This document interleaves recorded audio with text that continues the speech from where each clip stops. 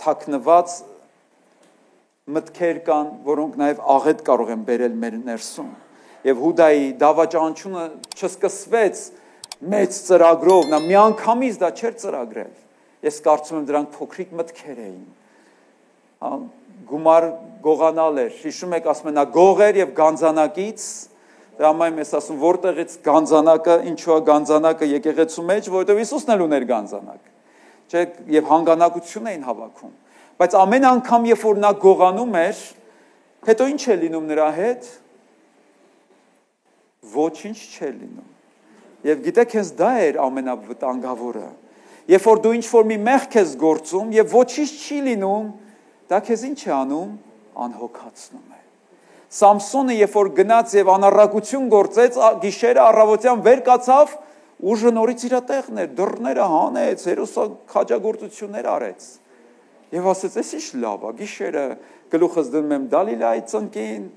ցերեկն էլ հերոսություններ եմ անում»։ Բայց մի օր, մինչև մի պահ, եւ Հուդայի կյանքում այդպես էլ եղավ։ Մեղքեր գործում, ոչինչ չի լինում, նորից էր անում, ոչինչ չի լինում, բայց մի օր անդառնալին եղավ։ Փոքրիկ քարերը, փոքրիկ սերմերը կարող են վտանգավոր, կյանք խորտակող եւ դժբախտացնող արդյունք բերել։ Ինչ մտքեր կար, որ Հուդային կարող էր հուզել այդ ժամանակ։ Օրինակ, իսկ ինչ, եթե Հիսուսը չի իսկական Մեսիան,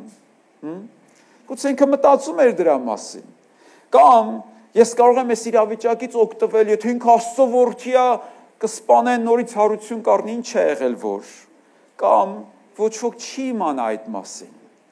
Որտեւ ինքը այդ մտքով եկավ Հիսուսին համբուրեց, մտածելով, որ իրոք ոչ ոք չգիտի այդ մասին։ Եվ այդ միտքը դարձավ սերմ, որը նրան ապականես կործանեց։ Ուրեմն միշտ չի որ սատանան գալիս է բացահայտ, նա կգա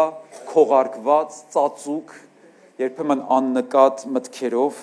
եւ կապականի մեզ։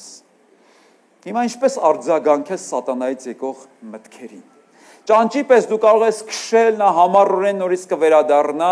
դու կարող ես նրան հալածել, հետապնդել, բայց կհասկանաս, որ կորցրել ես քո խաղաղությունը։ Երկրորդ Կորինթացիների 10-5 խոսքում Պողոս առաքյալը հոգևոր պատերազմն է ներկայացնում։ Ասում է ամեն բարձունք, որ Աստծո գիտության դեմ է գոռոզանում, գերում ենք ամեն միտք, ինչ պետք է անել, միտքը պետք է գերի բռնել։ Գերում ենք ամեն միտք Քրիստոսին հնազանդեցնելու համար։ Իսկ դու գիտեք, եթե դու գերի չբռնես այդ միտքը ինչ կանի,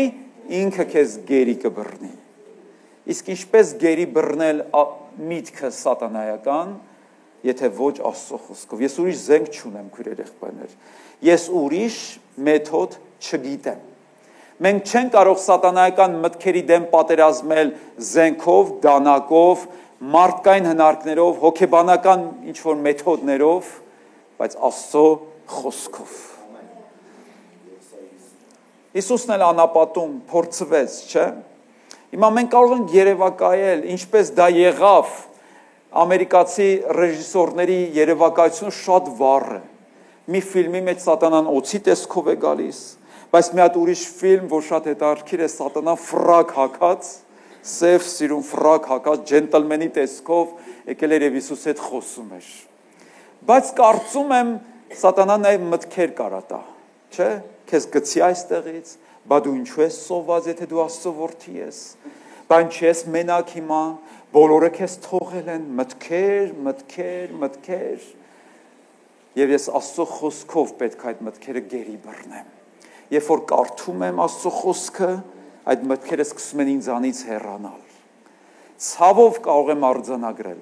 Հավատացյալներ կան, որոնք ժամերով կարող են աղոթել, բայց 5 րոպե զլանում են Աստծո խոսք կարդալ։ Եվ այդ ժամերով աղոթող հավատացյալները ես նկատում եմ իրանք շատ խոցելի են,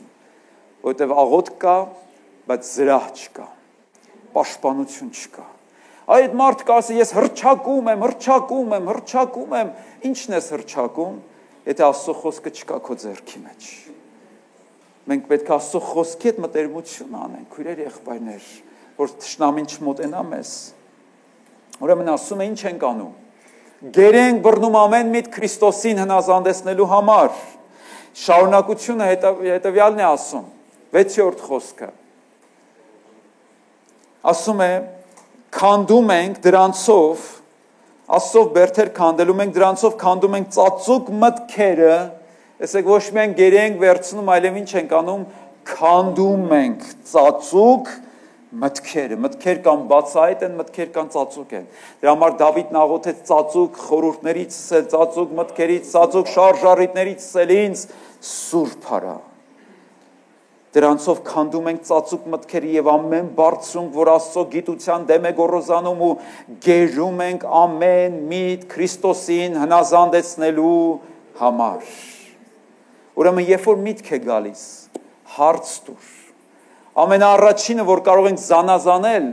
մերկացնել այդ մտքերը Աստծուց են, թե Աստծուց չեն, հարց տուր։ Արդյոք այս միտքը համապատասխանում է Աստծո խոսքին։ Չի կարող Աստծո միտքը հակառակ լինել Աստծո խոսքին։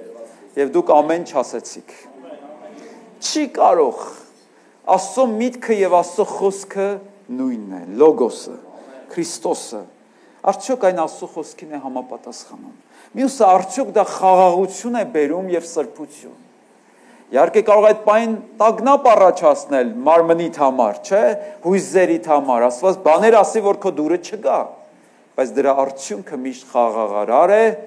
եւ սրբության է քեզ տանում։ Եվ ապրեցնող է եւ ապաշխարության է տանում։ Հաջորդ հարց դուր տանում է արդյոք այդ միտքը ինձ դեպի կյանք։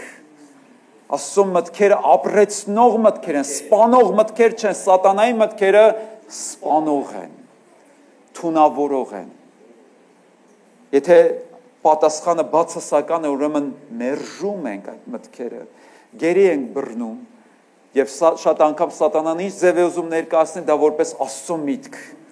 Այնքան հմուտ ձևով նա կոպիա է անում, չէ, fake է ստեղծում, այնպիսի մի բան է ստեղծում, որ շատ նման է արտակնապես, բայց ներսը տարբեր է, որակը ուրիշ է։ Ուրեմն զանազանենք Աստծո մտքերը սատանայական մտքերից։